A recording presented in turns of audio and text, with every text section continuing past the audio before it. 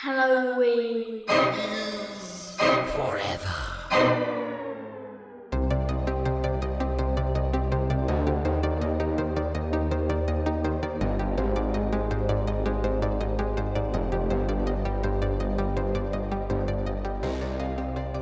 Guys, why did the manager end up hiring the marsupial? Why? I don't know, Brian. Because he was qualified. Obviously. Welcome to another fucking Minisode of Halloween is Forever. I'm Brian. I'm Meg. I'm Steve. And guys, my voice isn't doing good. And that joke did not help at all. I really tried to punch it up. It did not work. I don't think it was the material. I think it was the delivery. My voice is weak. Just the delivery. My voice is weak. Voice. I didn't get to deliver it with the same, perfect inflection and the same degree of, comedic timing that I otherwise would. So we'll try again next time. Don't worry. But why the Australian joke, you might ask? I don't know. Mind your fucking business. I'll explain to you in a second. We're going to do a little thing this episode, which I would like to make a regular a Minisode topic, if you will, where we went on to what has become my personal Bible, which is Tubi, the app called Tubi, Tubi for those who are uninitiated. You need to get the Tubi. It is essentially the streaming equivalent of like the disgusting smoke-filled grimy, sticky under the bridge video store of our youths. And you just go in there and there's a bunch of great stuff, but you just have to sift through dozens and dozens of pieces of shit, and sometimes you find some really good pieces of shit. Would you call it the family video of streaming sites? I would call it like the independent, like Joe's video store. You know what I mean? Like I said, a family video was almost too pristine compared to the ones of our youth. Yeah, they wouldn't carry trauma and full moon features. Right. Yeah, we had one in Elwood City that was like under an underpass, and like it was, no matter how bright it was outside, it was like almost pitch dark in there, and like all the clamshell cases were so like scratched up and filthy that sometimes you had to like open it to read the actual card on the inside, or the sleeve on the inside of what the movie was. And like, you didn't have to have a credit card. You just paid cash, and they were like, leave your phone number, we'll call you if you don't bring it back. Yeah. Kind of thing. So that's what Tubi is to me. We had something very similar in my area. That was a video store / tanning room. Oh, nice. Yeah. Yeah. Yeah, we had one of those as well. We did have a tanning salon / video store / general Where did you guys tobacco grow shop. up? Jeez. Beaver County. Beaver County. I was going to say that the family videos, I feel like, are becoming the new Pizza Hut, because most of them have shut down and they're all turning into something else. Mm-hmm. So even like when I go to my hometown, I'm like, oh, it's a pizza shop now. That's pretty cool. Yeah.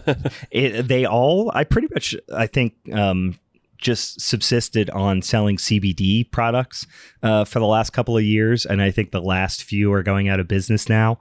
But like up until not like I want to say last year is when they were like, yeah, we're closing our remaining stores, because there's one in New Brighton, right, not far from me. There was one in beautiful Waukesha, Wisconsin, where I used to live as well, and it was the exact types of towns that you would have a remaining family video in. But like when you looked out, you went back, like all the little like like car dealership flags and shit that were outside just said like CBD on them and stuff like that.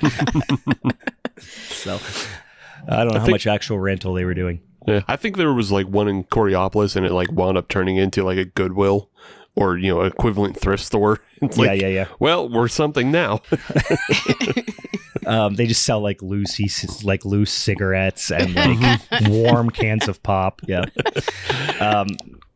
But Tubi has that same energy, and that's why we were going to play a little game which I have often played with myself, and we've played candidly, but we're doing it on the show. A little game called Tubi Roulette, which is essentially go to the horror section of Tubi, which is 80% of the movies, and then you just scroll, and you scroll for 30 seconds, or you scroll for 8 minutes. It doesn't matter. You're never going to run out of movies. And then you just release, and where you've landed is the movie that you must watch, regardless of how fucking terrible looking it is. I love your enthusiasm with it. And then also seeing your wife last night and hearing her lack of enthusiasm about it. It's not a very beautiful dynamic. It's not her favorite thing in the world, I would say. Although we have watched some treasured cinematic moments have come from Tubi Roulette. I think the first time she ever watched Deathbed, the Bed That Eats, was doing a little Tubi Roulette. The first time I saw, which has become a perennial favorite around the holiday season, which is Santa Jaws. That came from Tubi Roulette. One time I was doing it and I popped through and I ended up on Critters. Is it Critters 3, the one where they're in college? Or not Critters. Ghoulies? Ghoulies 3. Is that Ghoulies 3 Go to College? Yeah. That's a fucking classic.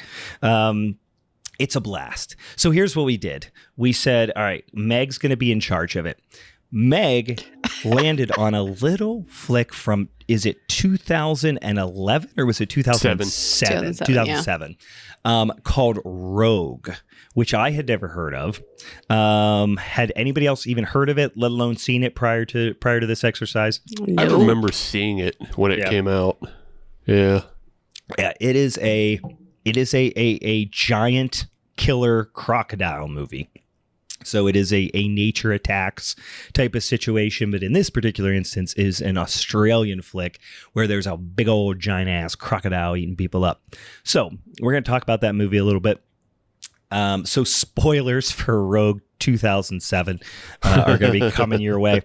But before we do that, we have some other orders of business to take care of. First and foremost, is anybody drinking any little beersies or? I'm having beers. You don't have any beers, or you are having beers? I'm having beers. What you got? I'm having a Sunday fun day cleaning out the fridge. I've got a Mad Elf. Oh, no shit. Yeah. I have not had that beer in a minute. Was it last year's Mad Elf? Yes, it was. Yeah. Yeah. I feel like that's always like one of those roulettes, if you will, when you do that. Yeah, especially with the spice beers, they change. And although people pretty regularly cellar that beer and do like verticals of that beer and stuff like that. Mm-hmm. I can confirm at the end of February, it's fine. Yeah, it's a big fucking beer. I mean, the spice character is going to fall off. It's probably going to get a little bit more like floral and like honey driven and stuff like that. But what do you got, Meg? I have this beer. I haven't taken a sip yet, but I will in a minute. But it's from New Image Brewing. They're based out of Arvada, Colorado, which, if you remember Brandon Capps from Brew Gentleman, he worked here in Pittsburgh for a while, but this is his new brewery, basically.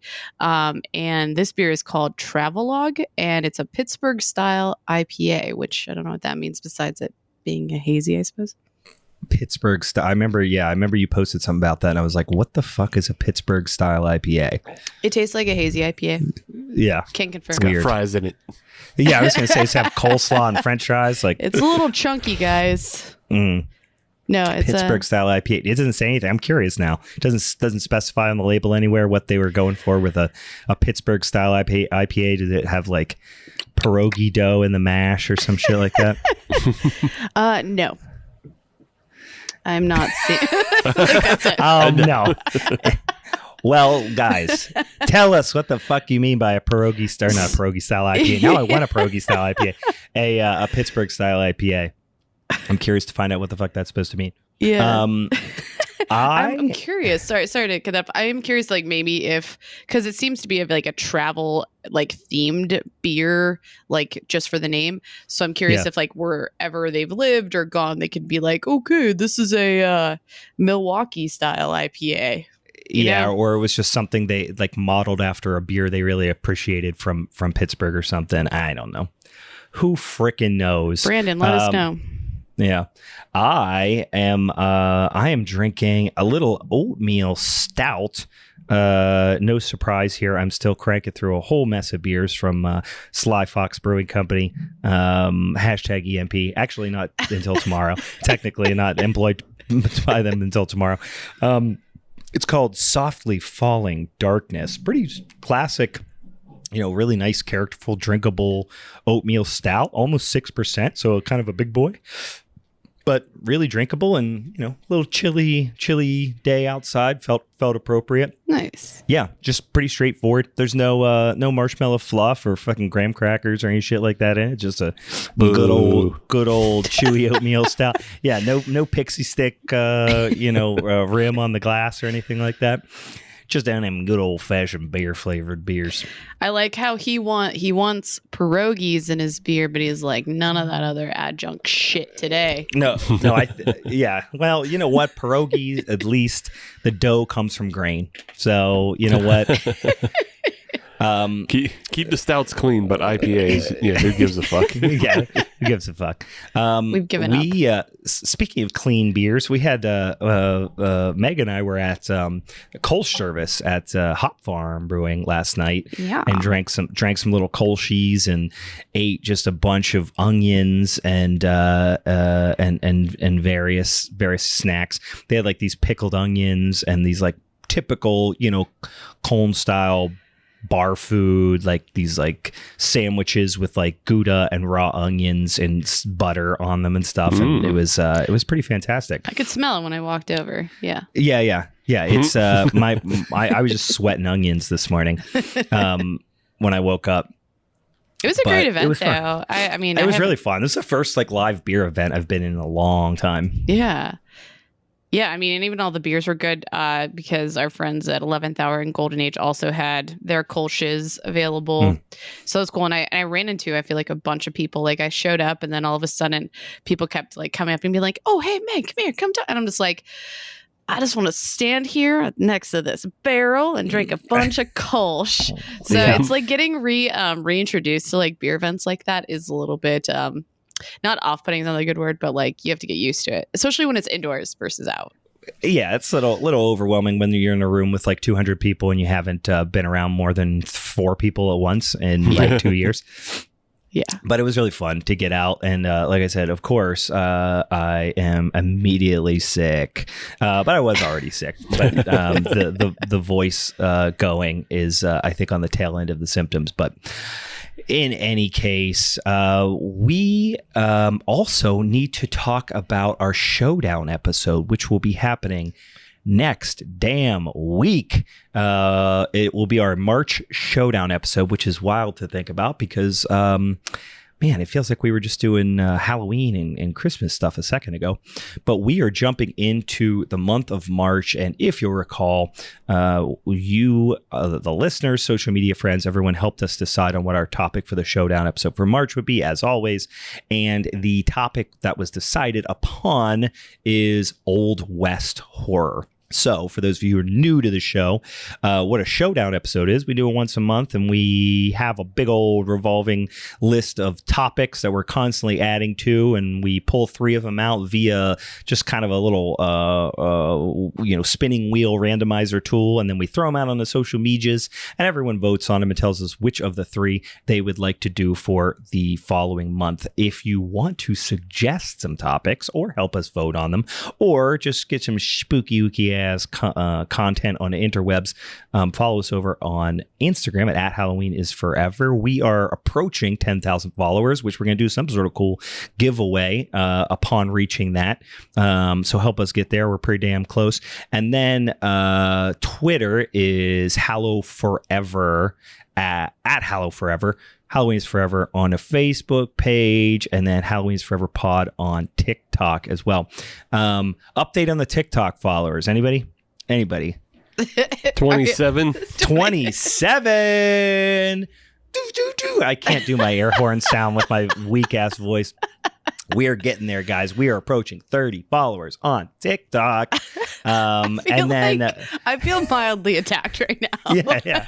This is a subtle dig on Meg. I have a really good one. I run the Instagram. Steve runs the Twitter. Meg runs the TikTok. We got almost 10,000 followers on Instagram. Approaching 1,000 on the Twitter. Meg, all right, sitting there with a.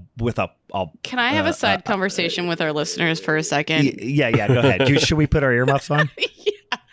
Please help me. Follow us on TikTok. I think in order to get followers, we have to post more than once every 6 months. I think that's like I just put one out a week ago. I just posted a week ago. Yeah. Oh, all right. Listen, we're not going to be. How are we going to get the kids on board with the spooky podcast if we don't got the TikTok? I don't know what TikTok is. Hashtag save Meg. Follow us on TikTok. Yeah. It's not you who is wrong, Meg. It's the children. Yeah. It's everyone else's problem here. Yeah. Oh, and of course, Halloween is Forever Pod at Gmail if you want to send an email. All right.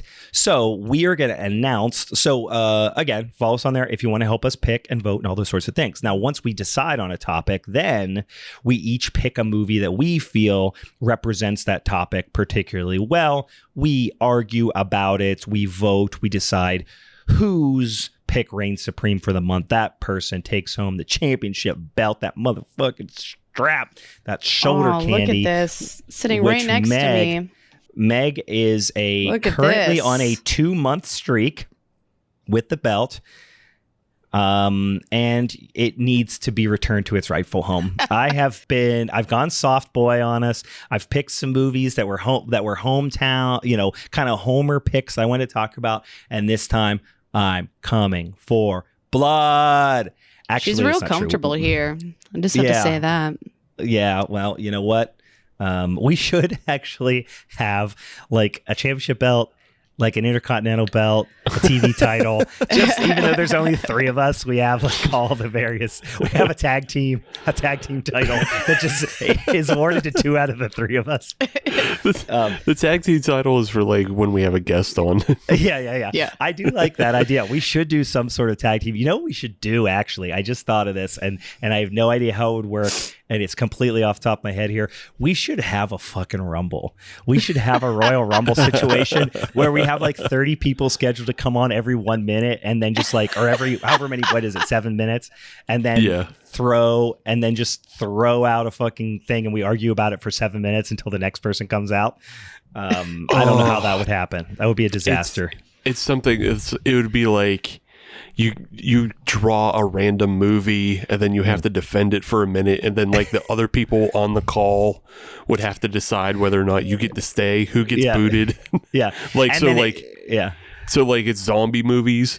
And so if you come on with like a shitty zombie movie, everybody else says no, you're out, and then bring on the next person. or if you have never seen the movie, you just get tossed over the ropes like a fucking jobber. Like you just like, as soon as you come in, fucking Diesel fucking high kicks you over the top rope. Like I think this could work. And Brian, I think you need to be the announcer. But it could be a matter of like people just hold up a sign, because it'll obviously be on Zoom. But so they can defend it. Everyone puts up a sign, and then you can just be like basically doing all the commentary for it the entire time. Yeah, we should do this. Great. I think this needs to be a live event. I think there needs to be tables. There needs to be fluorescent bulbs. We got to do the whole 9 yards. We're going to do tacks on the stage. Speaking of that, keep no spoilers yet, because we have not finalized it. But guys, we might be doing a little live event here. I won't tell you anymore. Just going to tease it. Just going to throw a little tease your way. But we might have a fun live event coming up here in some. Obviously, this would be more relevant to those in the greater Pittsburgh area or in driving distance of that, but it would be real fun, and I'll keep you keep you abreast of that as any developments happen. But let's talk about what our Old West movies are going to be. I should preface this. We were talking about it, right? And we were like, I remember I said, like, I want to do Bone Tomahawk, and you have like Ravenous and all these types of things. And then we started looking, especially on the Tubies, and there's a lot of horse shit out there in the Old West horror realm. Way more than pun intended. Pun intended. A lot of horse shit out there. And so we kind of came together in an agreement, a pact of sorts, and said, let's go schlock with this, right? Let's go for goofy shit movies, rather than like, let's just arguing about which is better, Ravenous or Bone Tomahawk. So we decided as a group to go with the goofier, off the beaten path, potentially low budget schlocky types of picks. No, that is the case. It definitely is going to change the dynamic of the showdown a little bit, but I personally think it's going to be pretty fun, especially because we'll probably be talking about movies that not all of us had seen prior to this. Mm-hmm. So who wants to go first? Who wants to talk about what they go and do first? I think Steve should, because I will either go first or last. All right. I think you should go because you were like right out the gate said that you're like, I already know what I'm doing. Yeah. Well, here's the thing. So as Brian said, it was coming down to, we're looking at the films, and it's only like 3 or 4 actually good Old West horror movies. And if I felt like if I wasn't going to get Bone Tomahawk or Ravenous, then I have to go the complete opposite direction. And I had way early come down on the fact that I was going to lose this battle. And so instead of losing, I was just going to inflict punishment to begin with. You were going to go scorched earth. Yeah. Yeah. And so my choice is from one of the worst directors ever, Uwe Boll. Oh, God, we will be watching Blood Rain 2 Deliverance. Oh, no. I am familiar with Uwe Boll. I am familiar with the Blood Rain franchise. Mm-hmm. I have not seen this movie, but I'm looking forward to it. Yeah. So for anybody who isn't aware, Blood Rain, it was a video game franchise, and it's from that 2000s era, and he made one movie that was with Kristanna Loken, who was the female Terminator in Terminator 3. Okay. And then in Blood Rain 2, he had to go even lower budget, so couldn't afford her. Oh my God. But he could afford Zach Ward, who many will remember as the bully from A Christmas Story. Mm-hmm. Yeah. It's Zach Ward as Billy the Kid. He's Scott Farkas, for those of you who are familiar with The Christmas Story, yeah. Yeah. Scott. I think it's actually Scott, not Scott. Isn't it Scott Farkas? Scott Farkas. I think it is. Now I want to see. I don't know. I've never really seen it. You never seen A Christmas Story? No. What? It was one of those films that was like on all the time, and I just didn't care. Like, that's wild that you've never seen A Christmas Story. We are going to have to fit. It is Scott Farkas, though. Scott. Yeah, I was going to say, because I remember for a long time saying Scott, and then somebody was like, no, it's Scott. And I was like, no, it's not. Don't be stupid. And then I looked it up, and no, his name is Scott Farkas. Yeah. But yeah, it's basically Blood Rain 2 is vampires in the Old West. Oh boy. From the lens of Uwe Boll. Uwe Boll sounds, his name sounds remarkably similar to the phrase, oh boy. Oh boy. Oh boy. Yeah, which is what you're going to be saying within 5 minutes of every single one of his fucking movies. Yeah. I'm looking forward to it. I have not watched any shit of his in a while. He is famous for doing video game adaptations specifically from that era. But okie dokie, Meg, what are you I decided on a lovely Wesley Snipes movie called Gallow Walkers. I almost picked Gallow Walkers. Gallow Walkers kind of rules. Well, I was like, It looks a little bit ridiculous. Oh so yeah, it's a lot of bit of ridiculous. So, and actually, because a lot of these I haven't seen, so I was kind of like just gauging off what would be interesting, and I know you guys have probably seen some of them. So, yeah, I'm just rolling with that one. Yeah, Gallowwalkers has some interesting elements. It is 100% a paycheck movie for Wesley Snipes. Like he was like, I got to pay my back taxes, and he took this role. And then he still went to jail. But this is, I don't know how to describe it. I need to rewatch it. It is kind of a fantasy horror Western. Yeah. All I remember is Wesley Snipes as like a kind of, gothic desperado of sorts, but with a really weird, like slightly bleached beard. Yeah. Doesn't he have? Yeah. Okay. Yeah. I was going to say, I remember that he had some very unique style, perhaps even dreads as well, but he has like a pretty bold look. Let's put it that way. He sure does. I just imagine that if actors, instead of having auditions, just actually went into interviews and they went to him and were like, do you have any experience with zombies? And he's like, no, but I've worked with vampires before, just like this very nonchalant, like. Do you think that he thinks that the vampires in Blade were real? I could see that. So, okay, here's the thing. I've never read the Dark Tower series, but is this just the Dark Tower series? I don't know. I've never read it. It seems, from what I glean from, just kind of the pop culture zeitgeist, I feel like it is probably pretty close. Here's the other thing I really remember about this movie. People shoot each other with like old, like revolvers, like, fucking cowboy style, like Colt 45 style revolvers from ludicrous distances. Nice. Do the old, Old West quick draw routine and then shoot somebody from like 400 yards in the head with a revolver, like from the hip. Great. I remember there was a lot of that. Also, Diamond Dallas Page is in this movie. Oh, Fuck shit. yes. I do not remember that, dude. I'm going to be blowing up fucking diamond cutters all over the place for this one. I still will on occasion. Me and my friend Brian, when and our late friend EJ, he used to do this bit in high school where he'd start at one end of the hallway, and if you recall, DDP would do, the symbol where he'd make a diamond above his head, and then he would go, "Pah!" and he would like act like it was kind of an explosion type of thing, and he would like hop forward on one foot. EJ would start at one end of the hall, and he would just be standing. Imagine a grown-ass man standing at one end of a hallway, holding up the diamond, and then do the blah, make it explode, and then hop the entire way down the hallway on one foot, like literally from one end to the other. So we will still occasionally do that.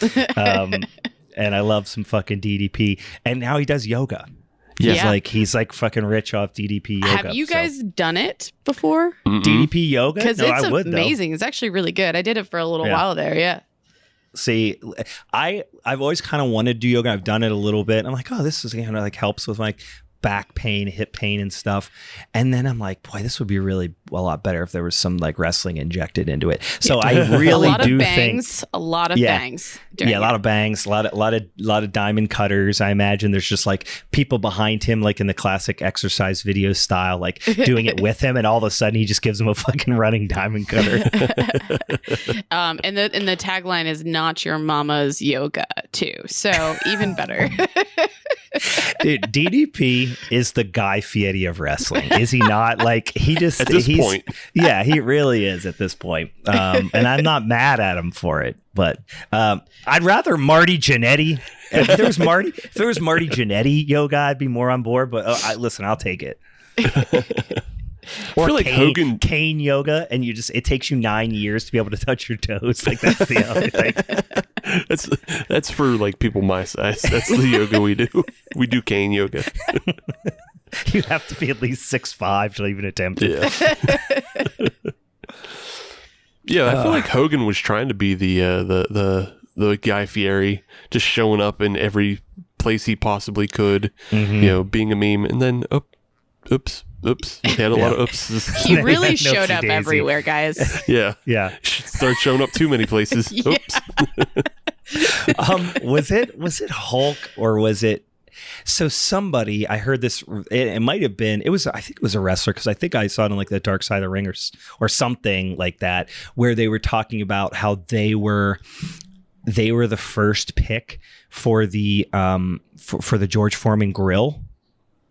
Yeah, I think that was Hogan. Was it Hogan? I was going to say it was Hogan, or it was a big name. They were going to do like the what became the George Foreman grill, and they called him and said, "Hey, we want you for this," and he didn't pick up his phone, and he like didn't return their call for a couple days, and then they were like, "Well, I guess they're out," and they reached out to George Foreman, and George Foreman became a fucking bajillionaire. Yeah. Right. Over the George Foreman grill. What would that have been called? Like a hot Hogan? It would be like I would hope not, but I would say it would be like the Hulkster grill. It would definitely be like the Hulkster grill or something like that.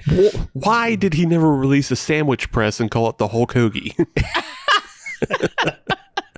There's also some sort of lewd pun that I can't make the connection with panini as well. The panini. He called it the old panini weenie press or something. I don't know. But we are alluding to Hulk Hogan porn, guys. If you haven't seen it, it's gross and pretty racist. I think that was the quote from Gene Siskel on the VHS cover. This porn is gross and very racist. He came back from the dead to say it. Yeah. Oh my gosh. All right. Well, I should say what my movie is. I almost picked your movie, Meg. That's a good choice. But I picked a movie that I still have not seen the whole movie. I watched about 20 minutes of it and I said, yeah, this is my flick. It is also streaming free on Tubi. It's called The Dead and the Damned, from the year of our Lord 2011. It seems upon first glance that a group of people had a friend that managed I think Idlewild or something like that, where they had like an old little miniature Old West town for kids to play in, and they were like, "Can we shoot a movie here? We'll be done in like 4 hours. We'll be out of your hair." And they were like, "Okay, fine, just don't let my manager find out." That is what happened. And I was 20 minutes in. I was pretty stoned, but laughing my balls off the whole time. Yes, I don't know if it was because of how stoned I was. It probably was a little bit. I would suggest being moderately to intensely stoned when you watch it, but noted. I'm excited for it. All right. Don't do it, Meg. Recap. What did you say? Don't do it, Meg. He's trying to trick you. He's trying to make you like his movie more. I didn't watch his movies. We've been through this. The Dead and the Damned, Blood Rain 2, and Gallow Walkers. Guys, you have got just a delicious breakfast buffet of shit to watch on Tubi in the next week, and you're very, very welcome for that. It's a real Eaton Park Sunday after church for you. Yeah. How do you like hot cantaloupe? Yeah, that's what you're fucking getting. Do you like really, really floppy pancakes? Do you like hot cantaloupe? That's what you're getting on the fucking Tubies this week, you boys. Do you like picking up 4 grapes with tongs and then putting 2 back because they're too brown? Guys, it's $4.99. What do you want from us? Unlimited syrup. Put it on everything. Do you like putting syrup in your clam chowder? Because the clam chowder is on the breakfast bar inexplicably. I might vomit at this point with all of these. Oh God, I love Eaton Park clam chowder. I really genuinely do.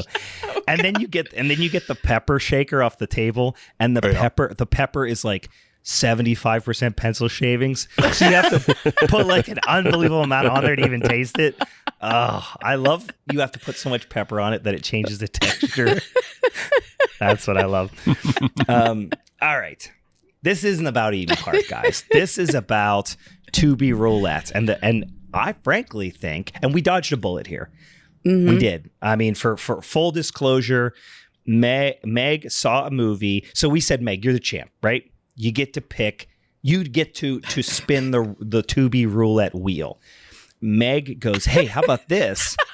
Because Tubi has original content now. They've got their own Tubi produced movies or Tubi originals.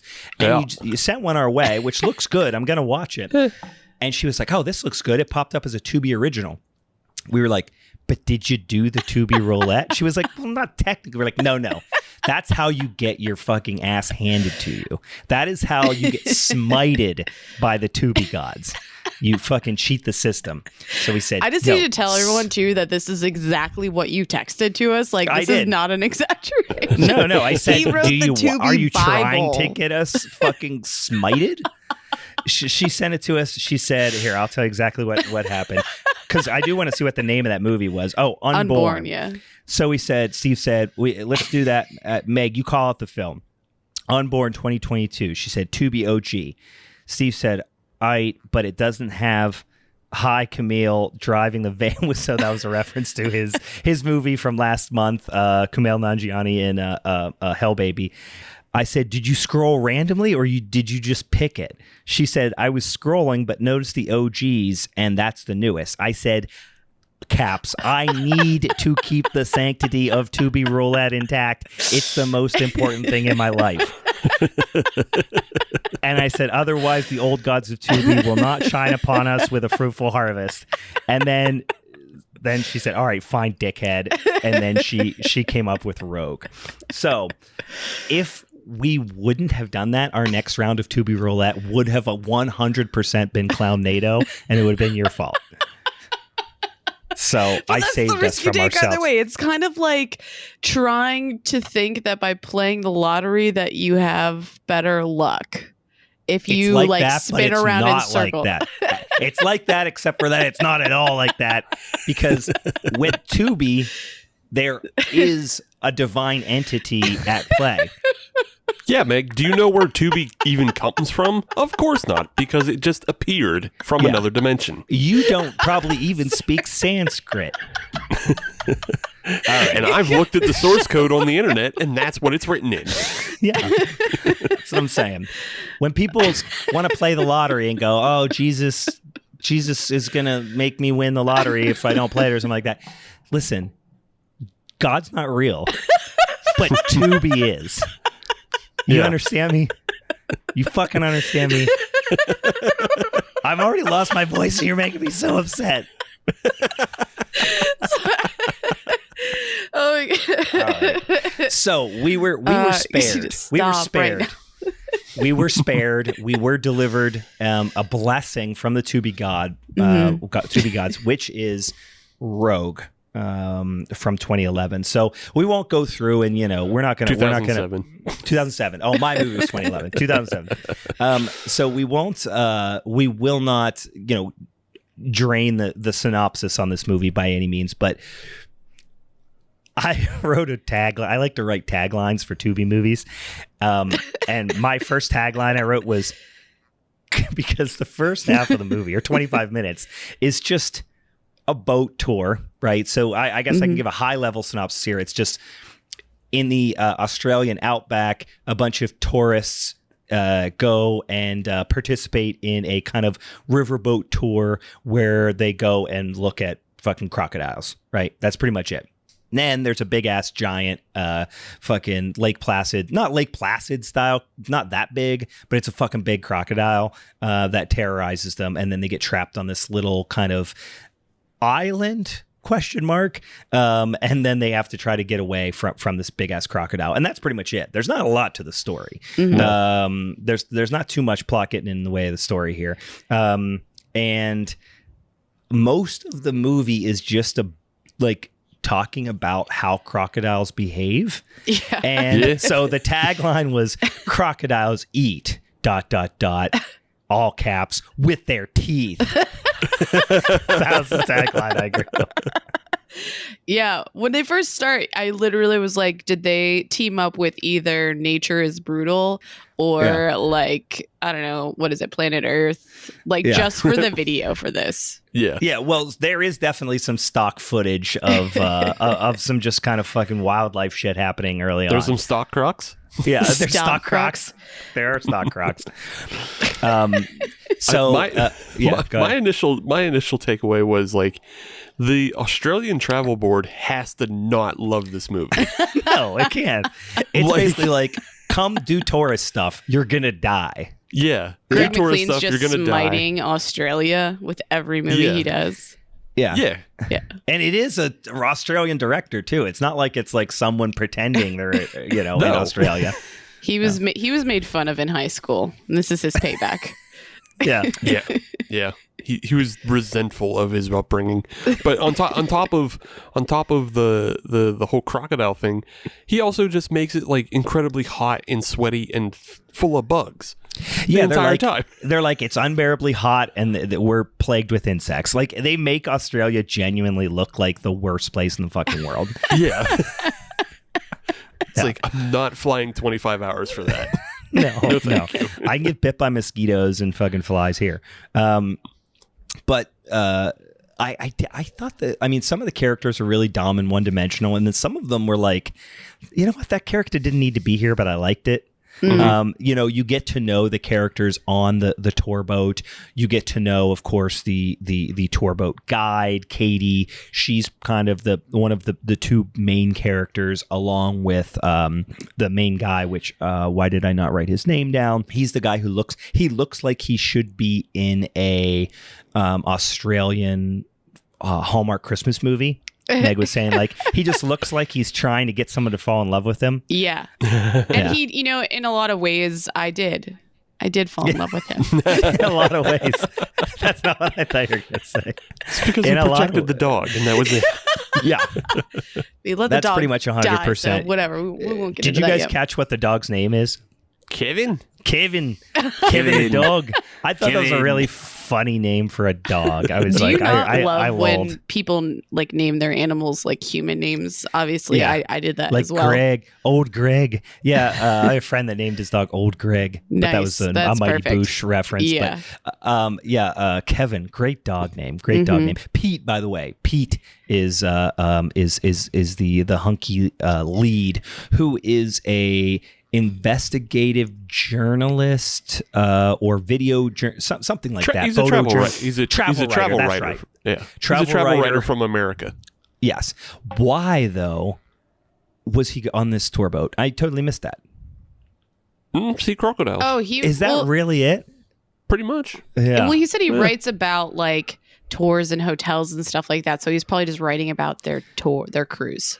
Yeah, I guess so. I guess it's as simple as that. Way before Yelp, he was there. Yeah. To review this place. Yeah. So he gets sent to the ass end of the earth to review just like boat rides, because there isn't, you weren't getting the jag-offs that were on the boat reviewing it. Right. Yeah.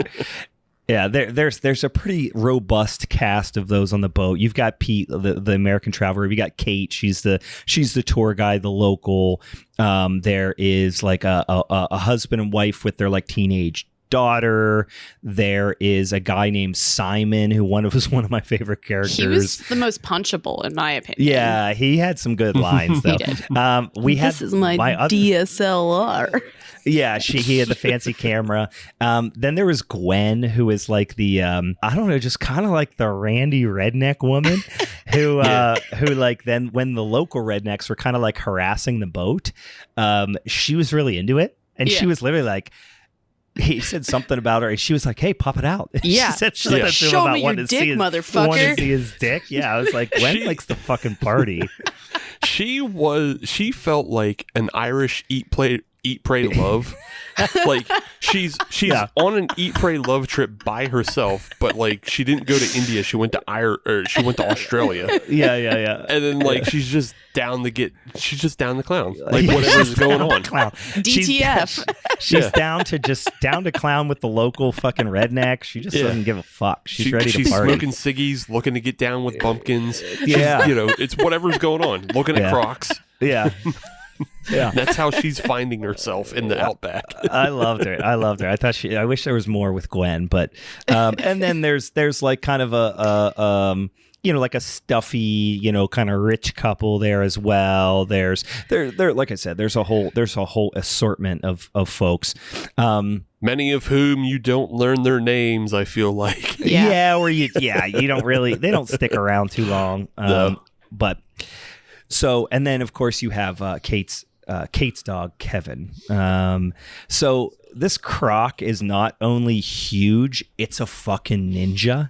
Like, it moves silently.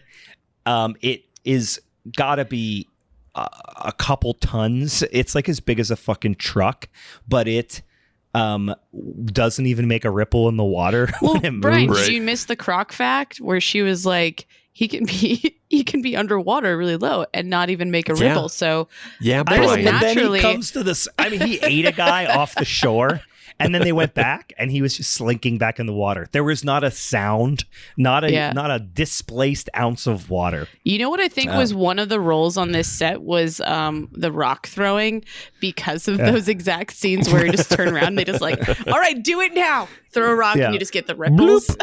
Yeah. You know what, though? I think it did ultimately benefit the movie, though, because, you get this whole thing for a long time of like, it starts very slow. You get to know everybody. And then all of a sudden, completely out of nowhere, a giant crocodile just jumps out and just fucking tags the boat, right? Mm-hmm. And effectively sinks it. And everyone, swims over, or they get the boat. They don't actually swim over. They get the boat over as it's sinking to this little, kind of island in the middle of this river, though from certain angles, it definitely looked like a little peninsula, like it was definitely connected to the land. Mm-hmm. But they tried to make it like it was this little tidal island on this little kind of tidal inlet river. And they get there, and then later the crocodile smashes these rednecks boats and stuff, and it's just like it'll lull you, and then all of a sudden something wacky will happen. And with the very notable exception of when you see the crocodile in the light, it doesn't look terrible for a really low budget, shitty, nature attacks movie. Like, in the dark, the crocodile is of course CGI, but it doesn't look that bad for 2007 low budget CGI. I was like, I've seen way worse. Yeah. I don't know how much of a praise that is, but I have seen way worse.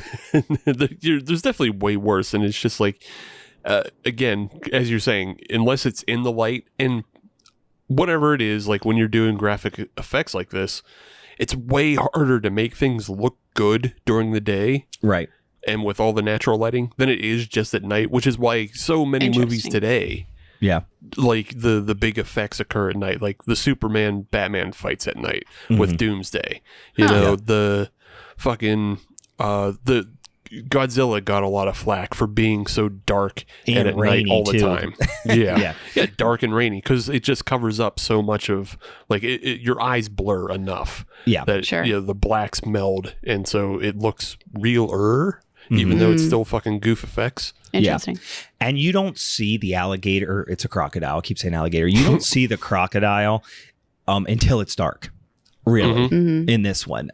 You see its effects and stuff, but you don't really start to see it until it's dark. And it's, of course, in the water. So it's wet and dark, and that absolutely benefited it, like Steve said. But yeah, overall, I didn't think it was too terrible. A big portion of the movie is spent on this little island, and they're trying to get to the mainland, but they don't want to go in the water, of course, because for fear of getting munched on. So they decide they're going to do like a little like suspended rope above the water that they're going to crawl across. And the one woman who her husband had already gotten eaten in what was was her husband the one that got eaten? Her husband was the first one to go. Okay, he was the one that he's the one that got eaten while everybody's back was turned. John he got ninja eaten. Yeah. But the next guy to go, who actually you see him kind of get dragged down, was actually a pretty cool scene. Like he's like, oh guys, and he just kind of gets dragged down. Like it was actually a pretty effective scene.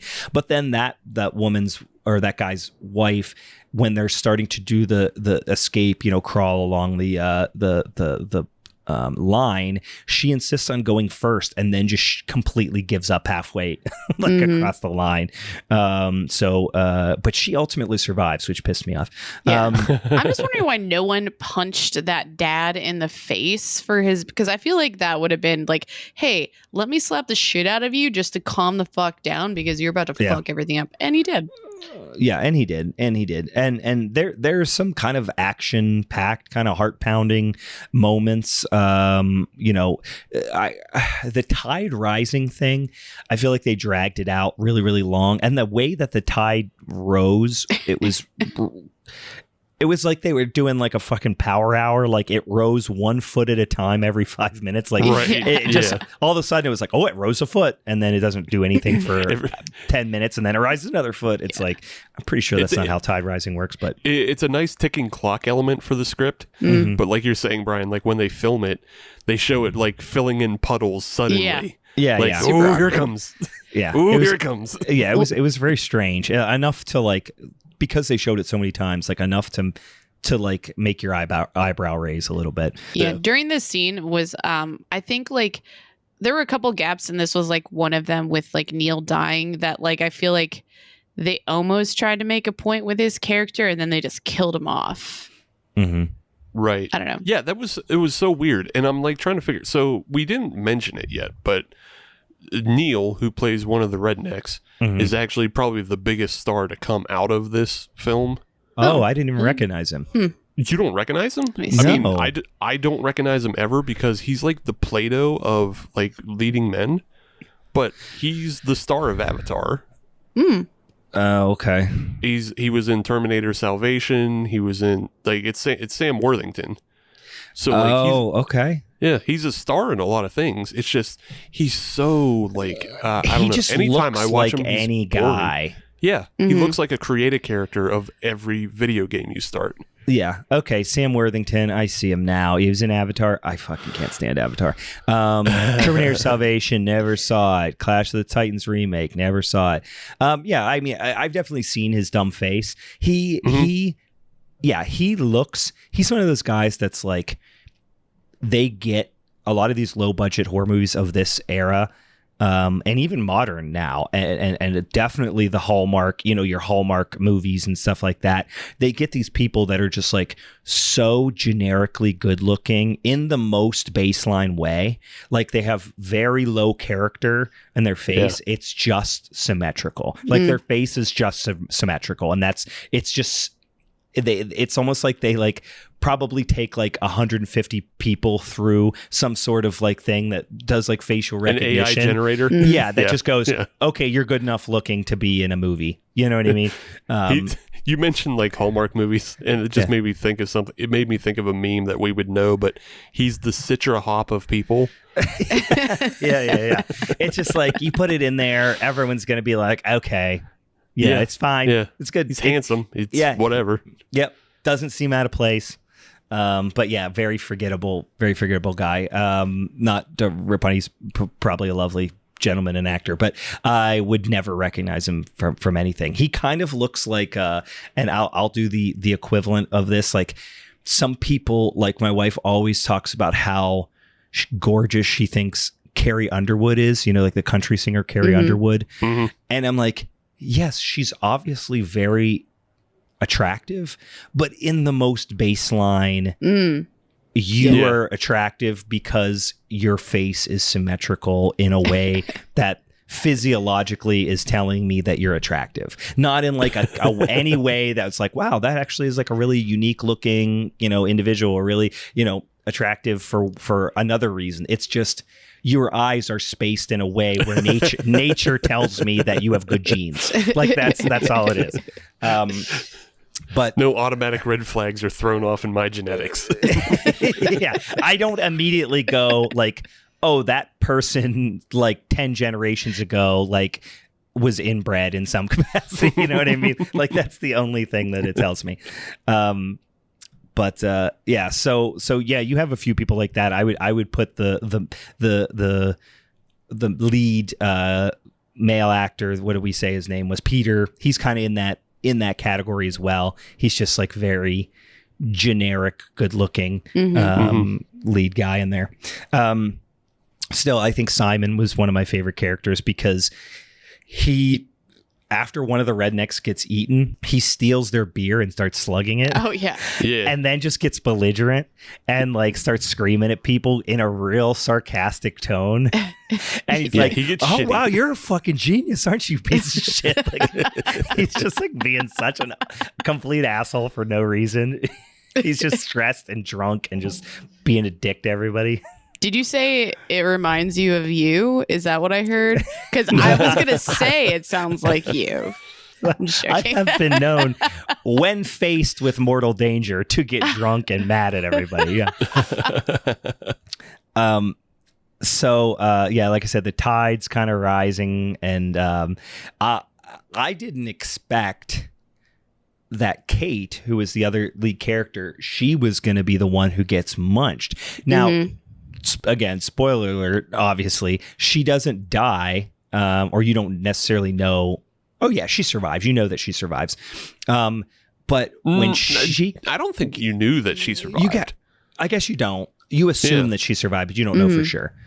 But she gets eaten and taken to, there's some foreshadowing earlier in the movie that they basically talk about, like, if you get, like, they were like, why does he keep attacking? Like, he can't be hungry anymore. He's eating all these people. And they're like, well, what he does is he takes you to, like, basically his underground cave or his little hidey cove, where he just takes all the other, bodies and then just eats them, snacks on them, while watching Tubi. So he takes Kate down there, and ultimately Peter chases him down there, finds his little hidey cove. See again, I don't think it's Peter chasing it's not Peter chasing the crocodile. It's shit ass Kevin. Yeah. Kevin lures him into there because they're in the woods and they're trying to find the rest of the group. Right. And the dog runs off. And rather than stupid Peter, rather than just leaving the dog, follows it, and the dog leads him into the cave. Agent of Chaos. Kevin, Agent of Chaos. Yeah. He told Kate that he would take care of Kevin. Come on, guys. Okay, but now Kate's dead, so... And you're in the Australian wilderness. You don't have to keep... Listen, if I've said it once, I've said it 1,000 times. You don't have to keep promises to dead people.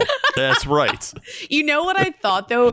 In like a very cliche rom-com way, I felt like Kate was like dead. She's like dead and gone. He was going to leave the island with the dog and then be like in a cafe with Kevin writing about fucking, XYZ. That's what I envisioned the ending to be. Right. Alternative ending, TM. Yeah. And then Kate walks in and she's got like a hook for a hand, like on Happy Gilmore, and she brings like the gator's head.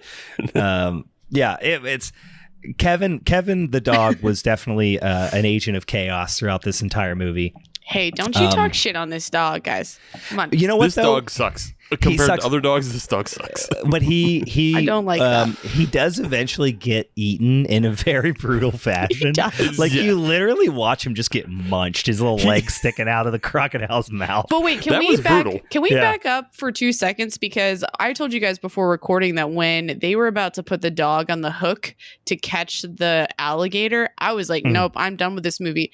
But my partner pointed out, and I think I might have missed it in that moment, that they were like, let's look at the smallest things we have to put on this hook. And one of them was the daughter of them. So it was like daughter versus dog. I was like, send the daughter, please.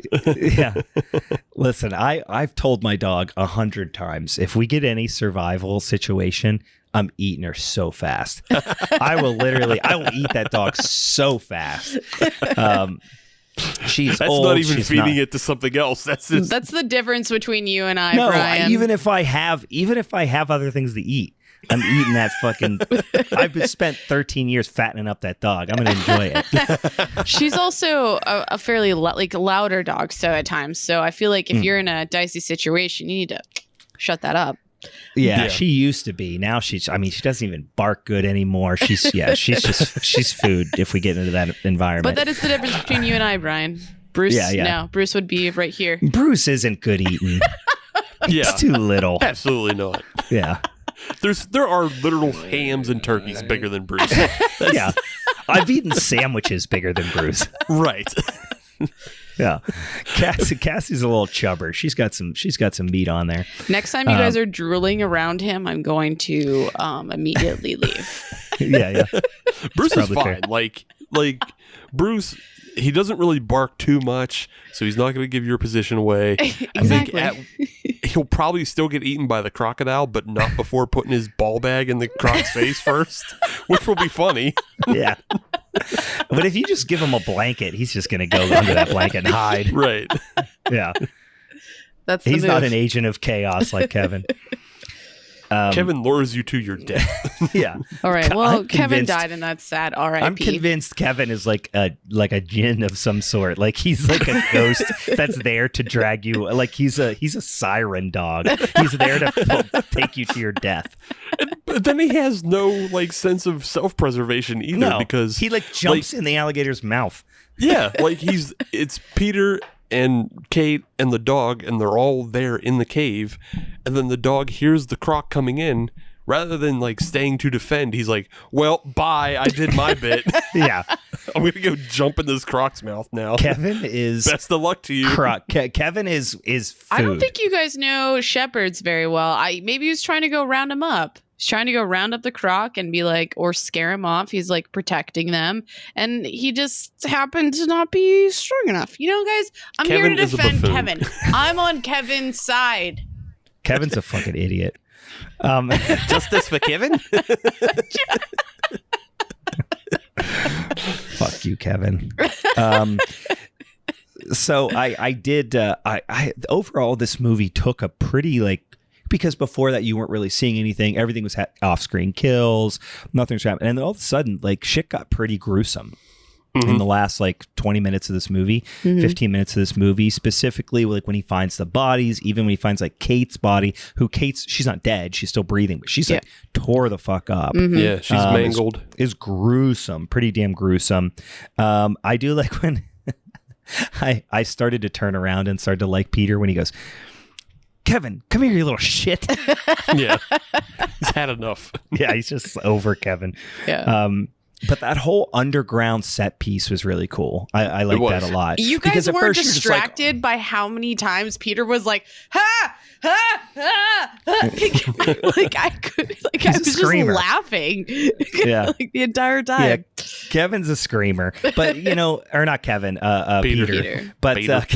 Yeah, he's I don't know, just the whole movie, you just felt very cheap up until this point, I guess. It was you're on this little boat, okay, you're on the little island, there's literally two settings in this, and then all of a sudden they kind of pulled out the stops on this really cool little set piece in this underground, croc grotto, in his little home, and that's where the climax of the movie takes place, and it kind of won me over in that last, certainly in the third act. Also, it's because it wasn't just all shitty CGI. They did take the time to build a real croc. Yeah, that is fucking gigantic. Yeah. So you have some real set pieces in there. You have some real things for the actors to interact with, and that doesn't suck. Yeah. Whatchamacallit, Peter, he gets his fingers chomped off in this very Jurassic Park-ish type of scene where he's pinned behind this these almost they're tree roots, I think, right, or something. And the croc is trying to wedge its head in there, and eventually it bites his fingers off. I thought it was pretty brutal. And then that's dumb on Peter's part. Just put your fingers in there, idiot. Don't put it. Dude, here's what you do: keep your fingies away from the croc's mouth. There's two major danger areas of a crocodile: face and tail. Yeah. Don't put fingers in. Hey, croc facts. Hashtag croc facts. He did get fucking smacked by the tail too at one point. Yeah. I feel like there was a level of intelligence they were giving the croc, which already they were kind of setting it up that they have some level of intelligence where they'll learn your patterns and stuff like that. But I think in just how the crocodile interacted, you almost felt like he was an actual character to a certain extent, I guess. A little bit, yeah. This was Croc Jaws. Yeah, they definitely made him feel almost like Jaws. Is it Jaws 3, the one where the Jaws, the Revenge? Is Jaws that the one Revenge is 4. 4. That's the one where he comes back and like after the family line and stuff, like he understands. That's he's kind taking of on Michael Caine and Mario Van Peebles. yeah, that movie rolls. Anyway, yeah, they definitely felt like they were giving him a little bit of elevated cognitive abilities, but I don't know. They also put that again throughout the film. We're given croc facts, and one of the croc facts is, he might have tagged you. And it's like, what do you mean tagged us? It's like, well, he recognizes you and he'll come back for you. Yeah. You got tagged. Yes, they were doing a lot of quick hashtag croc facts. Same thing with being dragged down. That was kind of how they did the foreshadowing. I don't know. I thought it was all right. But the croc kill, the way Peter dispatches the croc was fucking sick. I thought it was pretty cool. He basically is up against this like rock or a stump or like fucking stalactite type of thing, and the croc's coming up to him, and he's got this broken, sharp. It's almost like a little like sapling or something. I don't know. It's like a log with like a sharp end on it, and he basically sits there and just kind of makes himself bait, and then the croc comes. Luckily for him, the croc turned his head to eat him like a taco, or else it probably wouldn't have worked out that great for Peter. But the croc turns the head to eat him, and Peter jams the sharpened stick basically through its skull, killing it. Yeah. Yeah. Luckily, the croc didn't just bite his foot that was sticking out farther and then drag him into the water and spin. Yeah. That's what I say. Yeah. Luckily for him, the croc went, treated him like a hard taco and turned his head. But it was a cool effect, and then you don't know if he's dead or not, because, like I said, this movie has taken a fairly sharp turn into like some brutality, definitely some mean-spiritedness, obviously where you see the dog get eaten, stuff like that. You're like, oh, this movie actually is like fairly mean and violent, you know what I mean? Which it hadn't really been that much up to that point. Which I think probably speaks to the director's earlier movie, Wolf Creek, which is kind of where he got this movie from Wolf Creek. Probably, yeah. So I'm assuming like it was a thing where like we have this really simple script, we'll give it to a director who's hot. Yeah. And here we go. Did this get, did you see it? Did it get a theatrical release when it came out? I feel like it did. I feel like it seems like a movie that would have. Yeah. It definitely, you remember seeing it in the DVD section of like Best Buy. Yeah. When it came out that way. So I assume it got a theatrical at some point. Yeah. It says November 11th, 2007. Okay. It was like the release weekend. Sure. Yeah. I mean, overall, it's got some tense scenes. The production value is actually better than I expected. Especially when you saw the crocodile. Certainly more than what I thought a giant crocodile movie that I'd never heard of from 2007 was going to be. There's just not in the first half of the movie. It's just not a lot of action. It just drags for pretty long periods, but so it kind of gets a little boring at times. Like there's definitely a little, meandering, but overall, like it came around in the third act for me. The effects I thought were good. It was kind of meaner than I expected, which was kind of cool. And I don't know, considering that if Meg would have tried to cheat the Tubi gods, we would have ended up with Clownado or some equivalent. I feel like we did pretty good with this one. We did okay. Yeah. I mean, I think it had just like some good tense moments. I think it did a good job at building that up, like even like in a scenario that like I think was very simplistic in ways too. So, but yeah, I do have to add that, Brian, I think I'm starting to feel like maybe you run Tubi. I'm like starting to get this vibe. What would make you say a thing like that? We've said Tubi 50 times today. Because I have a Tubi, just because I have a Tubi tramp stamp. Now all of a sudden I'm the CEO and inventor and chief strategist for Tubi. Right. Yeah, he got hired at Sly Fox. Brian, was it your idea to add all 8 seasons of the Briscoe County Junior Show? No, but my mother-in-law is very excited about that. I have also been watching Max Headroom on Tubi recently too. It's just a cornucopia of just visual pleasures, audio visual pleasures. There are so many martial arts films that I've been discovering now. I know they've added so many Donnie Yen movies that I'm into. Yeah.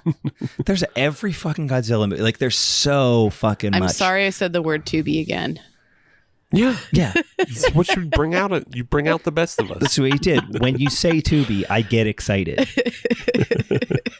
It's like, what am I going to do today? Tubi. I have all these like things I pay for, all these subscription services, and when I just wake up in the morning, like this morning, Sunday morning, wake up, I go downstairs, get a cup of coffee, plop down on the couch, I fucking turn on Tubi. Like that's my default is Tubi. Like I pay for fucking like channels, I can go on fucking Fubo or whatever and watch it. No, fuck it. I go straight to Tubi and I just start scrolling. Yep, you just answered, or you just actually responded to perfectly my suspicions. Yeah. Well, listen, I'm not going to confirm nor deny. So just to jump back to Rogue for a little bit, I had 2 more things to bring up. One, I really love when the croc first enters its grotto. Just the way it moves. Yeah. It just slumps its way in because it looks like it's so fucking big that it can't even support itself on its arms anymore. Yeah. So it just kind of sloughs around. It flops itself. Yeah. It's just like they could have made it look very slick. And then when it gets in the water, all of a sudden it's like this silent, thing. Mm-hmm. But when it's on the land, it's just like flop. It's like what I would look like moving around if I didn't have any arms or legs. You know what I mean? It's like it just flops itself, a foot at a time forward. After spending too long on the toilet. My legs fall asleep and I just have to flop myself. Yeah. I like that too. Yeah. And then just like at the end of the film, so the film starts actually with Peter in like this beat down, rundown like gas station, travel lodge, whatever. Yeah. And like there's a whole bunch of newspaper clippings of, gator attack or croc attacks. And then at the end of the film, he makes it on the board for the croc that he kills. Right. And you can see in below the headline that it's a 7-meter crocodile that he killed. So that turns out to like 22 feet, which is just barely bigger than the official biggest crocodile. Yeah. So yeah, I think the official biggest one is 20, but then like we're talking Lake Placid, which is the reason why I watched this film originally, because I really love Lake Placid. Yeah. I don't think I've seen that one. Lake Placid's great. But that one's 32 feet. So that's what I was saying. The Lake Placid one is like fucking ridiculous. Borderline kaiju large. Yeah, it's fucking enormous. Because we were talking about this last night. Kate was watching this with me, and she was like, I thought alligators are the ones that got really big. And I was like, no, the saltwater crocodiles can get legitimately this big. And she was like, no, they don't. And I was like, we looked it up. And I was like, no, this is like the one they're portraying here is just on the big end of what literally has been discovered.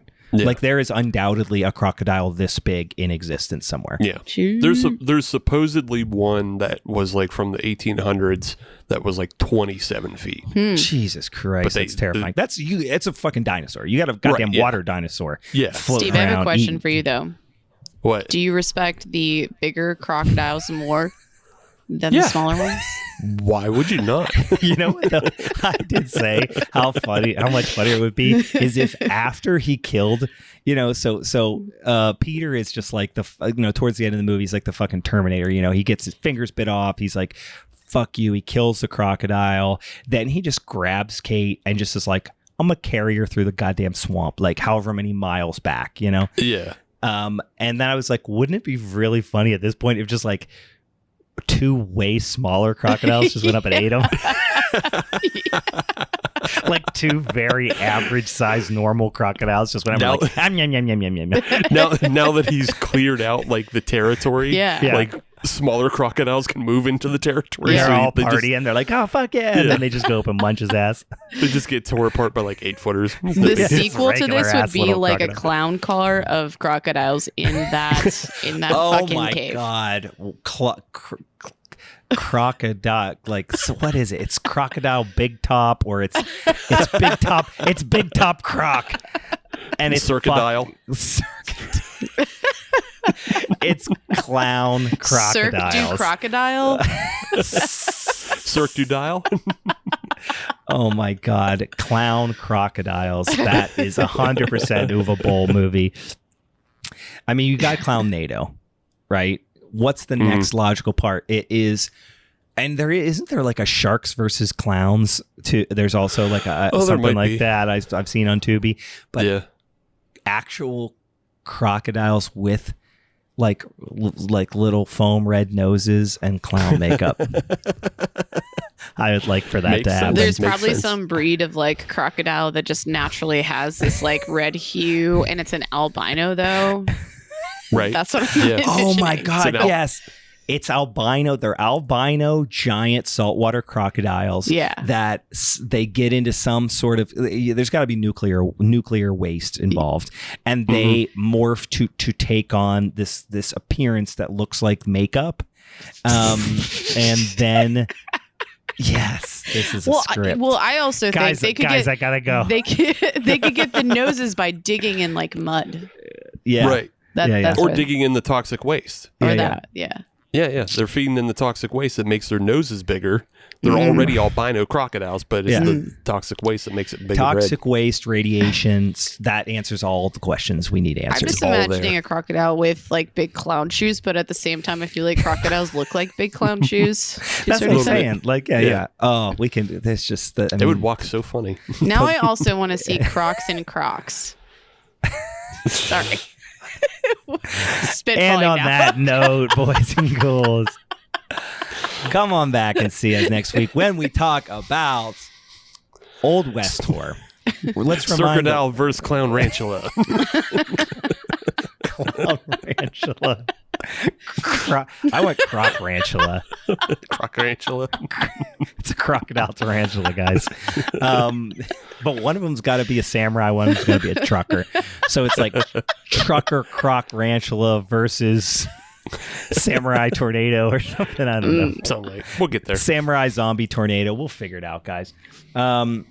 In any case, let's remind the listeners one more time.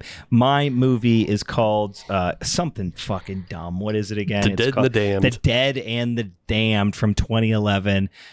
Meg is going to do Gallow Walkers starring the great Wesley Snipes. And Steve has got... Steve's got... What's yours again, Steve? Blood Rain 2. Blood Rain 2. Electric Boogaloo. Deliverance. And they are all available on our Tubi. Lord and Savior Tubi. Actually, if our Lord and Savior is Garfield, Tubi is the Bible. Are you going to make us say amen at the end of episodes now? We're getting there. It's baby steps. It's baby steps. This is ultimately going to result in a full-on Tubi cult. To be with you? And also with you. All right, boys and ghouls. Any final thoughts on Rogue? I thought it was really fucking stupid that he walked her all the way through the swamp just to come back to the same island. They all walked in a fucking circle. He did. Yeah. He just takes them back to the island. And a fucking chopper is showing up now and everyone's saved. All the people who have not already been ingested by the crocodile are now saved. Yeah, that was a little frustrating. I was also very surprised to learn how many people made it. Because you thought it was going to be them too, but then you go back and it's like, no, the mom, the teenage girl, the fucking Simon, they all made it. But I mean, my final thoughts are still just Crocs in Crocs. Yeah.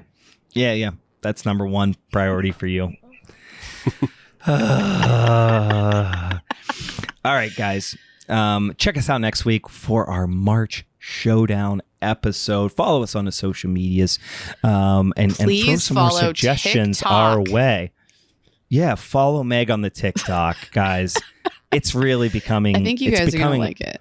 The next one. If we can't, when's the next one coming out? Today, April. Shut up. What's the next TikTok? Are you going to do You're doing a TikTok today? Yeah, I brought everything up here to this now my studio to do it. Yeah. All right. Just wait and see. Keep an eye out for this month's TikTok. We're gonna fucking get it done today. Check out next week for our showdown episode. It's gonna be super fun. And as always, pay homage, respect the gods of Tubi, or they will smite you, boys and ghouls. For the Halloween is Forever crew, I'm Brian. I'm still Champ. I'm not a fan of Kevin. Kevin's an asshole. And may Tubi be with you. Bye.